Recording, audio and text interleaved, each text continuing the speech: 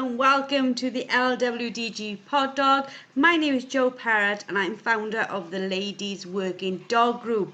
Joining us on this week's podcast about negative mindsets and training dog is the amazing Becca Doveston. Hi Becca. Hi. Becca, tell us a little bit all about yourself. Okay, so I'm Becca. I'm based in West Yorkshire and I own Dovemoor, and I am a pet and working gundog trainer. I have been doing this now for 2 years. Previous to that, I was working and training and working and pet gundogs. I also was a licensed home boarder for working and pet gundogs. And so that's how I got into training, was because I wanted to help these people that were, I was walking their dogs or they were coming for home boarding and they had no manners, and pulled and ran away and did everything that they shouldn't have been doing because they went self-employed. So basically I wanted to help owners employ their dogs instead.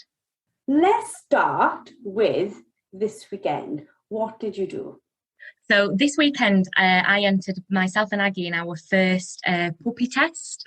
So Aggie's just under the cut-off point of, she's 17 months now. So she's my first Labrador. And she is a very immature Labrador. And so I thought this weekend would be a perfect opportunity to take her and run her in a puppy test with other dogs, other puppies similar age or younger, to see how she goes. So we went to Gundog Girls Brand down Derbyshire way with a friend of mine, and entered Aggie in, and I wasn't too worried about it at first. I just thought it's a great chance for an opportunity to get Aggie out there, get her proofing some behaviours, training somewhere a little bit different. It's great for me because I don't get a chance to get to classes myself. I teach them, but I don't get to go myself. So it was a great way to put her in a class situation first before we did the test. So we rocked up and we did the test on with her, did a little bit of training first, and then did the test. And from the moment I took Aggie out of the car, I knew that her mind was blown. She was absolutely not remotely focused on me, and everything else that was going off around her was much more important, which already then, you'll know the negative thoughts start to come in. I thought, she's not going to sit steady, she's not going to walk to heel, she's not showing me any connection whatsoever. And it just went from there through the afternoon, or the late morning and afternoon. She really struggled to keep her nose up off the ground. She struggled to sit steady to things being thrown. She just blew her mind, bless her. And I didn't realise what an impact that was having on me as the day progressed. I was not losing my temper, but I was getting losing my confidence more and more as we worked our way through the tests, which then showed with her. Less and less.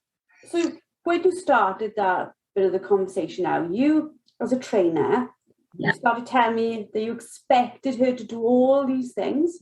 Yeah. You expected her mind to be blown. You knew she's an immature lab. You told me all the things that as a trainer and as an experienced handler, you were fully aware of. Yeah. Then when you got down there, something, you switched from logical trainer to worrying handler. Yeah. And then just as much as her mind was blown, your mind was blown. Absolutely. Yeah. So what do you think caused it for you? You knew exactly what caused it for your dog. You were expecting it. You knew exactly why she was doing it. What changed in you? I think it was the pressure of being a dog trainer and being a more experienced handler, watching and seeing my dog failing and doing things that I thought that I expected her to do in front of those people. But she wasn't failing because you knew this was what was coming, and almost this was part of what you expected. Yeah. If anything, she wasn't failing, she was succeeding to do exactly as expected. Yeah. But you felt the pressure of other people judging you? Yes, absolutely. Yes. And where do you think that came from? It's something that I think maybe quite a few more handlers or dog trainers that don't have as many years in the field or as many years experience. I think with everything going on social media and, people demonstrating what they do and how they do it and what age a dog does it and what age a dog doesn't do it, I think the pressure from that and the expectations that you put on yourself then made my mind blown. And social media plays a massive part, doesn't it? Because I think social media shows this perfect world, perfect dog, perfect world. Even I think when you see people's out clips, they are planned and curated. You decide, like for us, when we decided what we put on the LWDG, what goes with the season, what looks good, what represents our brand, all those sorts of decisions. And I think even if you're not a business, if you're a person, you have those conversations. You see our youngsters, they will do something 3 or 4 times and video it because they want it to look a certain way. Yeah. Real life doesn't allow us to live up to that social media pressure, does it? No, not at all. Not at all. So your dog was behaving exactly as you had planned. Yeah. You weren't behaving exactly as a plan. Had you thought that this was going to happen to you? No, I think part of me thought that she might turn into a little bit of a bracken and absolutely blow me out of the water and turn things around and go, actually, I can do this in a different environment. I just think I thought, I've just got to go for it. I've got to put myself out there and I've got to do it with her. Otherwise, I'm going to be put off and put off and put off all the time. So before you went there, did you have a plan for handling your own expectations of yourself? No.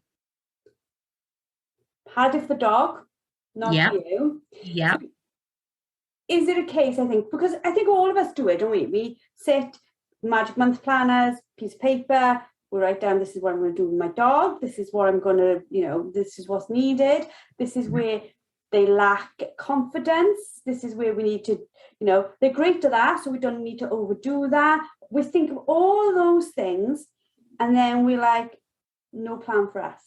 No. Do you think it would have helped you, looking back in hindsight, to have that type of plan for yourself? Is it something that we do? Yeah, it's something that I think, it's something that I feel that I need to do if I'm going into that situation again. Definitely, I need to plan how I'm going to react to her behaviours like that in a completely different way, and how I'm going to manage how I'm feeling, because I wouldn't have set her up to fail, intentionally, and I wouldn't have, if I'd have gone out on a training session and she'd have, performed some of the behaviours that she did, I would have quit and I would have gone, right, okay, back, let's start again tomorrow. Unfortunately, in those test situations, you can't always do that. Or I could have pulled out and said, it's not right, it's not the right day, let's forget that and move on. Do you think that, though, you should, I think we're all our own worst critics. I know I am, right, with myself. You went through with it. She got to experience that new situation.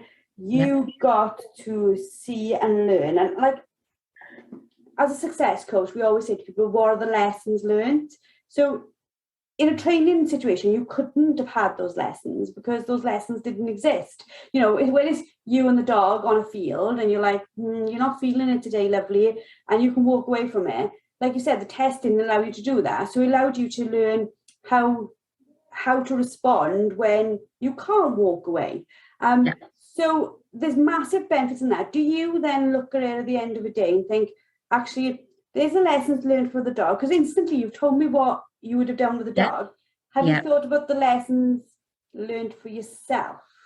Yes, I have, now that I've had a chance to reflect on it. I would put different steps in place, or I would have changed my attitude, or I wouldn't have got in the car and thought of it as a failure, even though she came fourth out of however many dogs were there. That was not a succession. Isn't it? It's so silly. She came fourth in her first ever. This poor dog has never been further than, well, she's been on holiday with us, but she's never been further. She's never been in that situation. we came fourth, and I still looked upon it as failure rather than as a success. So that's definitely a mindset position. Like fourth, for many of us listening, coming away with fourth, we would have been like, woohoo. Yeah.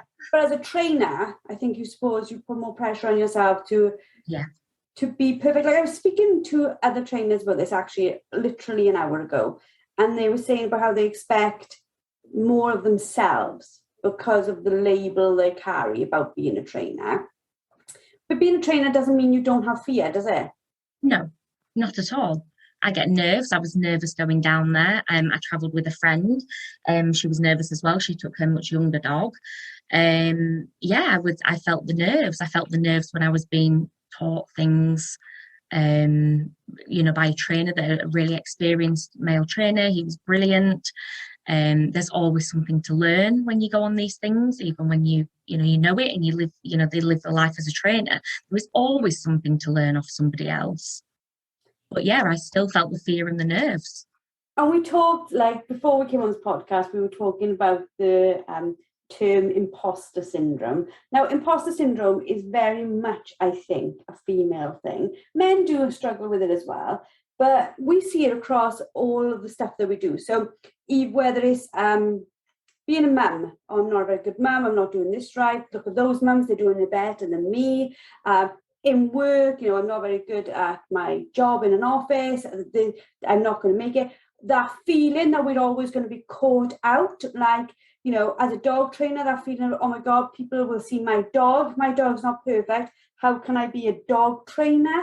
It's that whole pressure, this imposter syndrome is where we literally convince ourselves that we don't belong in the world we're in. And it's on the weekend, is that what you sort of felt? Was it like, I really don't belong here right now? Yeah, that was exactly how I felt. And it wasn't until I saw it as a disappointment. It wasn't until I got home and I spoke to Ava, and she's 11, and she turned around and she said, you did amazing, you're great at your job. You feel a little bit embarrassed in front of the other trainers. That's what you're feeling. You feel that you've let yourself down, or that you've let Aggie down. You're feeling embarrassed rather than anything else. And that was actually what it came down to. It was how can I train dogs when my dog didn't perform how I would expect a client's dog to perform. If I was your client, I came there and I said to you, I went to a test on the weekend, my first test with this dog, never been in this situation before, and she came fourth, what would your response be to me? I would absolutely be thrilled with them. And it's funny because quite a few of my clients turned around and was like, Becca, if that was us, you'd have been absolutely screaming from the rooftops that we'd come forth, that we'd put ourselves out there to go down and do something like this with our dogs. Quite a few of them put back and sort of said, if we were in your shoes, you'd be saying, stop being so hard on yourself. Yeah, you'd be celebrating their success. Absolutely celebrating, yeah. So I think imposter syndrome then sort of leads us on to, like, it's massive self-doubt, isn't it? It's that fear, but it's massive self-doubt. And also that fear of failing. But when we've got that mindset on before we even start the day, we talk about, like, this month's masterclass is on balance both ends of the lead with Nina Patara. This is like what you're talking about here. It's like, it travels down the lead, doesn't it? Your Absolutely. worry, your self-doubt does have an effect on the dog. Yeah, absolutely. Yeah. But my self-doubt and my negativity going into that competition for the start probably set Aggie up to fail more than normal. I would have normally nipped that in the bud and gone, right, come on, this is a great experience. It's a great chance to prove some behaviours, go and have fun. Instead, my mindset was, I'm being judged.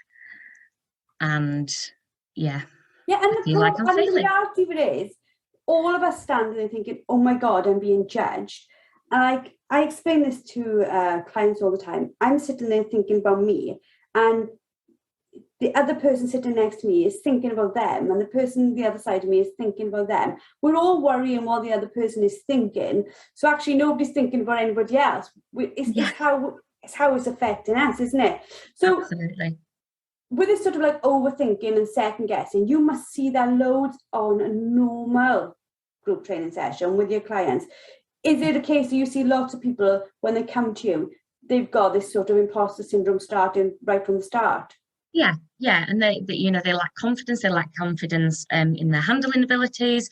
A lot of them say, "What have I done? Why have I got this dog? I don't know what I'm doing." And my job as their trainer is to support them and turn that thinking round. And how do you do that? Really well. Much better than I do on myself. Much better. I give them the confidence. I set them up to succeed and set the dogs up to succeed. If I'm spending an hour with them or if they're in a class situation, everything about is the lesson or whatever's going on is to make them feel confident about their abilities. It's hard, to do it to yourself, but I'm finding it easier to do. Yeah, and I think you make a massively good point there. My dad was exceptionally good handler. He was a totally shocking trainer because he couldn't explain to me what seemed like second nature to him. So his dogs were perfect. They literally were perfect. By the time they were 2, they were perfect. And even leading up to it, he just sort of had this instinctive knowledge of what was to come next. But I would say to him, how do I replicate that in my dog? And he would be like, you just do. And I'd be like, no, how? And he'd be like, you just do. And I'm like, that's not an answer. So for the role you play as being a very successful trainer, you are really, really good at explaining to other people how to train their dog, but also how to manage their own expectations of themselves. So you're not just training people, are you? You're training, you're just not training dogs, you're training people as well. Yeah, absolutely.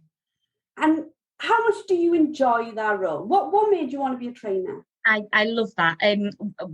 I wanted to be a trainer because I wanted to help people understand about the dog that they had at home. So they weren't always working dogs. These were gundog breeds that were predominantly pet dogs that people had problems with.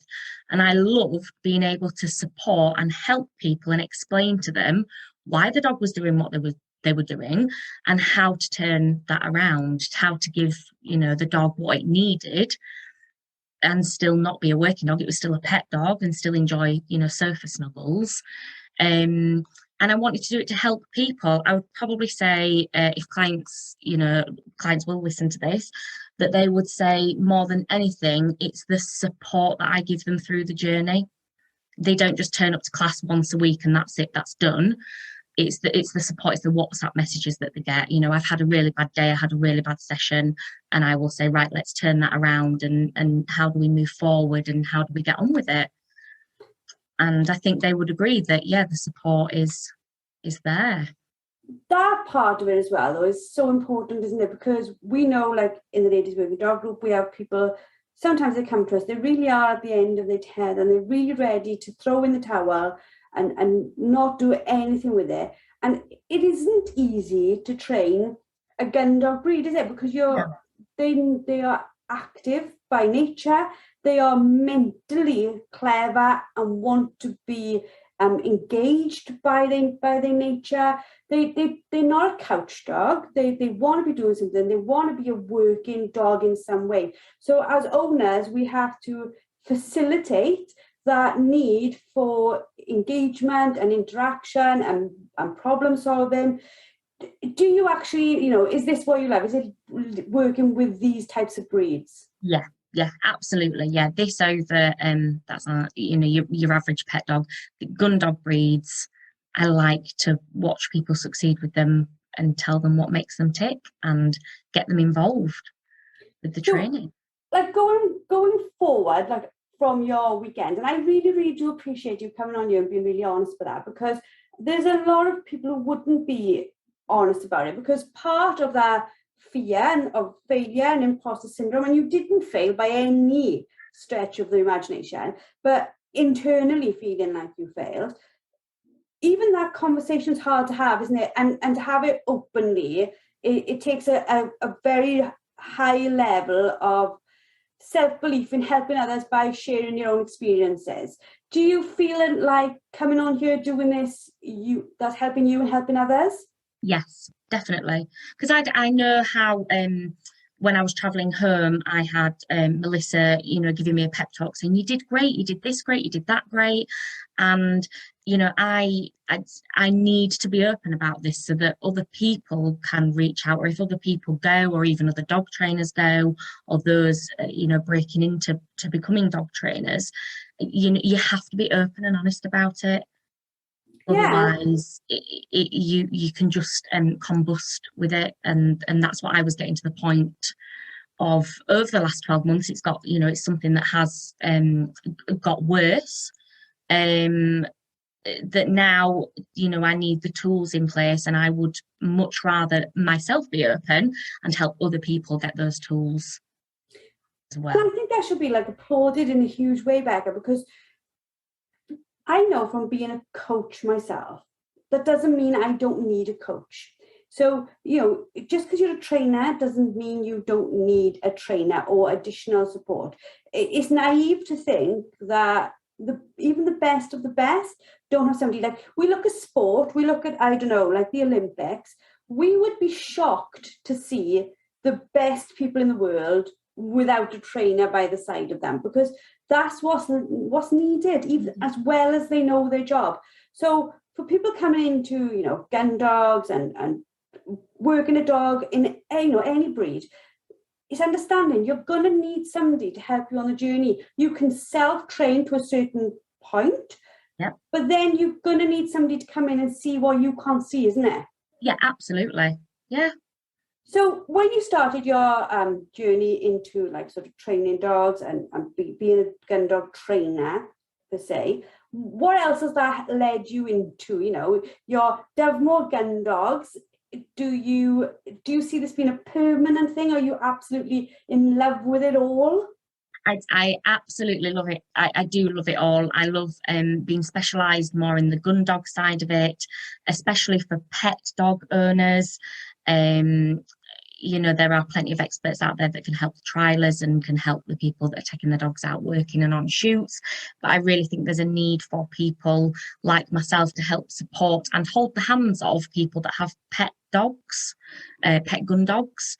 And that's what I love doing. That's what I want to do. I want to be a support. I want Dovemoor to be a community. We have a Facebook group where clients come, and that is a safe place for them to see successes and failures and how we get through them. But yeah, the pet gun dog training side of things is where I would like to stay. So to sort of wrap this up now, because it's been a fabulous podcast, and thank you very much for being on it. What are your sort of takeaways for anybody listening to this who've been like, I have been where Becca was, I went to a test, I sort of fell apart, the dog was looking at me thinking, what are you doing?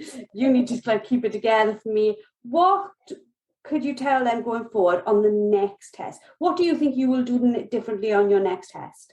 I would definitely change my mindset going into the next test. It would be more of look at it from the dog's point of view of this is just somewhere else we're going to proof some training.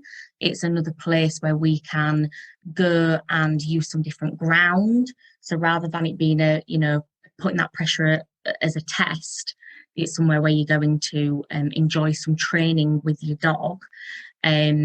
I would definitely still take my gun dog training hat off and just be there as a handler.